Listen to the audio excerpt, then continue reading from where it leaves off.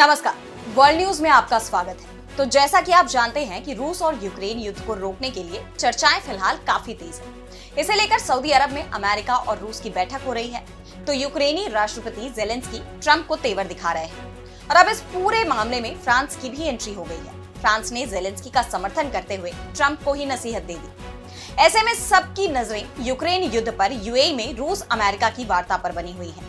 इस पर हम करेंगे विस्तार से चर्चा, लेकिन आइए जरा उन खबरों को भी देख लें जिन पर आगे होगी बात। शेख हसीना ने बांग्लादेश वापस जाने को लेकर किया बड़ा दावा। यूनुस सरकार को बताया आतंकवादी, उखाड़ फेंकने की खाई कसम। मिडिल ईस्ट में लंबे संघर्ष के बाद हमास का आखिरकार गजा को छोड़ने का फैसला, फिलिस्तीनी अथॉरिटी को सौंपने का किया ऐलान। और चलते चलते में देखेंगे दुनिया के टॉप 10 सबसे छोटे देशों को। महज 440 मीटर लंबा है दुनिया का सबसे छोटा देश। तो अमेरिका लगातार रूस यूक्रेन युद्ध को खत्म करवाने के दावे कर रहा है। इसी सिलसिले में अब सऊदी अरब में अमेरिका और रूस के बीच बड़ी बैठक भी हो रही है। लेकिन सवाल ये उठ रहे हैं कि क्या ये बैठक इस युद्ध को रुकवाने की दिशा में सफल होगी, क्योंकि यूक्रेन के राष्ट्रपति वोलोदिमिर जेलेंस्की भी फिलहाल सऊदी अरब में है, लेकिन वो इस बैठक में शामिल नहीं हो रहे। इस बैठक में अमेरिका की तरफ से विदेश मंत्री मार्को रूबियो, राष्ट्रीय सुरक्षा सलाहकार माइक वॉल्स और मध्य पूर्व के लिए विशेष दूत स्टीव विटकॉफ शामिल होंगे। वहीं रूसी प्रतिनिधिमंडल का नेतृत्व विदेश मंत्री सर्गेई लावरोव करेंगे और उसमें पुतिन के सलाहकार यूरी यूशाकोव और अन्य वरिष्ठ अधिकारी शामिल होंगे। रूस यूक्रेन युद्ध की शुरुआत के दौरान रूस ने जब यूक्रेन पर हमला किया था, तब अमेरिका ने रूस पर प्रतिबंधों की बारिश कर दी थी। लेकिन जब से अमेरिका की सत्ता में डोनाल्ड ट्रंप की वापसी हुई है, तब से ही अमेरिका के रुख में बदलाव देखा जा रहा है। अब उनका झुकाव रूस की तरफ बढ़ गया है। इन हालात में इस बैठक को लेकर अटकलें ये भी लगाई जा रही हैं कि अमेरिका रूस को खुली छूट दे सकता है और ये यूक्रेन के लिए बड़ा खतरा हो सकता है। ट्रंप जेलेंस्की से सैन्य समर्थन की कीमत मांग रहे हैं, खनिज पदार्थों पर अधिकार मांग रहे हैं, तो रूसी राष्ट्रपति पुतिन से युद्ध विराम की शर्तों को लेकर मुलाकात की बात कह रहे हैं और ये यूक्रेन को नागवार गुजर रहा है। जेलेंस्की ने पहले ही साफ कर दिया था कि यूक्रेन इस युद्ध को लेकर ऐसी किसी भी द्विपक्षीय वार्ता को मंजूर नहीं करेगा जिसमें वो शामिल नहीं है। और अब इस बैठक को लेकर भी यूक्रेनी राष्ट्रपति का बयान सामने आया है। जेलेंस्की ने बताया कि उनकी सरकार को इस वार्ता में आमंत्रित नहीं किया गया और ऐसे में इस वार्ता में यूक्रेन के अधिकारियों के मौजूद नहीं रहने के कारण इससे कोई परिणाम नहीं निकलेगा। और जब वार्ता में यूक्रेन शामिल ही नहीं होगा तो वो इसके नतीजों को भी स्वीकार नहीं करेगा।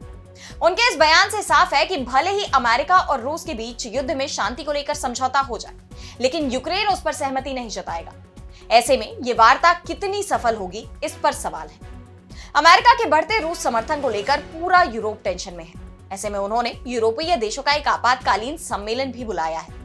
फ्रांस के राष्ट्रपति इमैनुअल मैक्रों इस सम्मेलन की मेजबानी करने का फैसला किए हैं। इस सम्मेलन से पहले मैक्रों ने अमेरिकी राष्ट्रपति और यूक्रेनी राष्ट्रपति से बात की। इस दौरान उन्होंने कहा कि रूस को अपनी आक्रामकता को खत्म करना चाहिए, साथ ही यूक्रेन के लोगों को मजबूत और विश्वसनीय सुरक्षा गारंटी भी देनी होगी, वरना इस बात का खतरा है कि ये युद्ध विराम मिन्स्क समझौतों की तरह खत्म हो जाएगा। और अब बढ़ते हैं अगली खबर की तरफ, जहां हम बात करेंगे बांग्लादेश की। तो बांग्लादेश की पूर्व पीएम शेख हसीना ने यूनुस सरकार को उखाड़ फेंकने की बात कही है। उनके इस बयान से हड़कंप मच गया है। बांग्लादेश की अपदस्थ प्रधानमंत्री शेख हसीना ने अपनी देश वापसी को लेकर बड़ा दावा किया। उन्होंने मोहम्मद यूनुस के नेतृत्व वाली अंतरिम सरकार पर निशाना साधते हुए कहा कि नोबेल पुरस्कार विजेता यूनुस ने देश को एक टेररिस्ट स्टेट में तब्दील कर दिया है।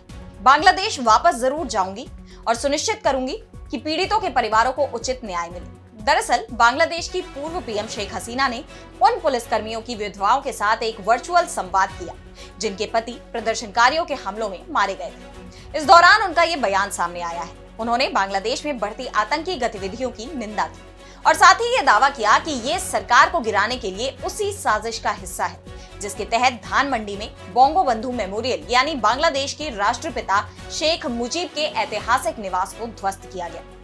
हसीना ने कहा कि यूनुस को सरकार चलाने का कोई अनुभव नहीं है। उन्होंने सभी जांच समितियों को भंग कर दिया और लोगों की जान लेने के लिए आतंकवादियों को छोड़ दिया। वे बांग्लादेश को खत्म कर रहे हैं। हम आतंकवादियों की इस सरकार को उखाड़ फेंकेंगे।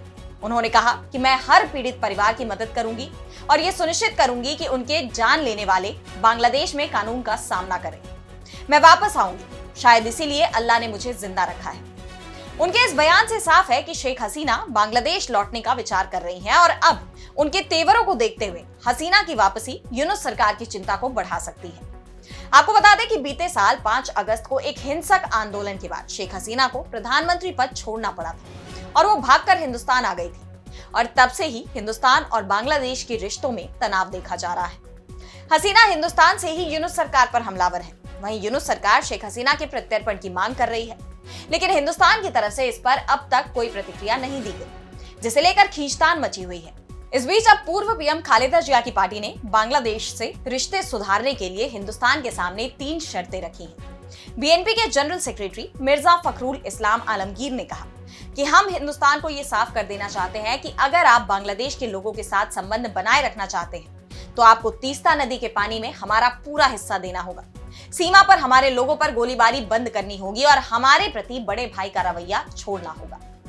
इस बीच ओमान में मस्कट में 8वें हिंद महासागर सम्मेलन के दौरान विदेश मंत्री एस जयशंकर ने बांग्लादेश के विदेश मामलों के सलाहकार तौहीद हुसैन से मुलाकात की। बांग्लादेशी मीडिया का दावा है कि इस दौरान मोहम्मद यूनुस और प्रधानमंत्री नरेंद्र मोदी के बीच एक बैठक आयोजित करने का मुद्दा भी उठा। बांग्लादेश ने थाईलैंड के बैंकॉक में आयोजित होने वाले बिम्स्टेक समिट के दौरान दोनों नेताओं से मुलाकात की उम्मीद जताई है। ऐसे में सवाल उठ रहे हैं कि क्या दोनों देशों के बीच बढ़ता टकराव थमेगा? क्या हसीना की बांग्लादेश में वापसी होगी? बहरहाल यूनुस सरकार के लिए फिलहाल मुश्किलें खड़ी हो गई हैं। और अब अगली खबर में बात करेंगे हमास के बड़े फैसले की। तो इजराइल और फिलिस्तीन के बीच गजा पट्टी को लेकर काफी लंबे वक्त से विवाद चल रहा है और अब एक बड़ी खबर सामने आ रही है। कहा जा रहा है कि हमास गजा पट्टी से कब्जा छोड़ने के लिए राजी हो गया है। गजा पट्टी को हमास ने फिलिस्तीनी अथॉरिटी यानी पीए को सौंपने पर रजामंदी जताई है। स्काई न्यूज अरेबिया की एक रिपोर्ट में यह दावा किया गया। स्काई न्यूज अरेबिया ने कहा कि हमास ने मिस्र से दबाव पड़ने के बाद पीए को गजा का शासन सौंपने की इच्छा जताई है। इजराइल के साथ युद्ध ने हमास को काफी कमजोर किया है। जंग में नुकसान के बावजूद हमास काफी हद तक गजा को नियंत्रित कर रहा है। वेस्ट बैंक और गजा 2 फिलिस्तीनी क्षेत्र हैं जो फिलिस्तीन स्टेट बनाते हैं और गजा पर लंबे वक्त से हमास शासन कर रहा है। हमास ने बीते 1 साल से ज्यादा वक्त से गजा में इजराइल के साथ भीषण युद्ध भी लड़ा। फिलहाल गजा में युद्ध विराम लागू है। बता दें कि पीए अंतरराष्ट्रीय स्तर पर मान्यता प्राप्त फिलिस्तीनी सरकार है, लेकिन इजरायली प्रधानमंत्री बेंजामिन नेतन्याहू ने तेवर दिखाए हैं। नेतन्याहू ने गजा में पीए की भूमिका को खारिज कर दिया। नेतन्याहू ने कहा कि पीए की भूमिका बेहद खराब रही है। गजा के लिए पीए के शासन से बेहतर अमेरिकी शासन होगा। ऐसे में हमास ने जो फैसला किया है वो फिलिस्तीन के भविष्य के लिए काफी अहम साबित हो सकते हैं। हालांकि ये इतना आसान भी नहीं है। हमास गजा की सत्ता पीए को सौंपने को तैयार है, तो इजरायली प्रधानमंत्री इसका विरोध कर रहे हैं। ऐसे में अब ये देखना दिलचस्प होगा कि पीए इस प्रस्ताव पर कैसे प्रतिक्रिया देती है और अमेरिका इस पर क्या रुख दिखाता है। और अब चलते चलते में देखेंगे दुनिया के टॉप 10 सबसे छोटे देशों को। तो क्या आपने कभी हमारे विश्व मानचित्र पर मौजूद सबसे छोटे देशों के बारे में सोचा है?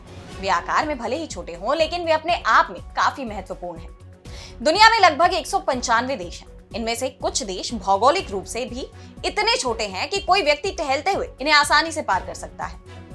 ऐसे में आज हम आपको बताते हैं दुनिया के कुछ टॉप छोटे देशों के बारे में।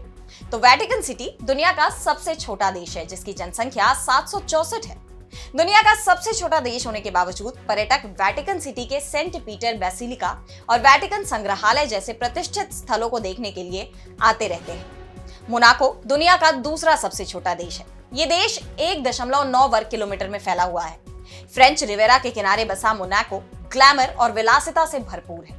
ये रियासत पुरानी दुनिया के आकर्षण के मिश्रण से आगंतुकों को आकर्षित करती है। वहीं नाउरू दुनिया का तीसरा सबसे छोटा देश है। ये 21 वर्ग किलोमीटर में फैला हुआ है। नाउरू मध्य प्रशांत महासागर में एक सुदूर द्वीप राष्ट्र है जो कभी फॉस्फेट खनन का एक बड़ा केंद्र रहा है। वहीं तुवालू दुनिया का चौथा सबसे छोटा देश है। ये एक शांत द्वीप जीवन शैली और समुदाय की एक मजबूत भावना के लिए जाना जाता है। सैन मैरिनो दुनिया का 5वां सबसे छोटा देश है। ये देश उत्तरी इटली में एक सुंदर पहाड़ की चोटी पर स्थित सैन मैरिनो दुनिया का सबसे पुराना गणराज्य है। इसी के साथ लिक्टेनस्टीन दुनिया का 6ठा सबसे छोटा देश है जो स्विट्जरलैंड और ऑस्ट्रिया के बीच बसा है।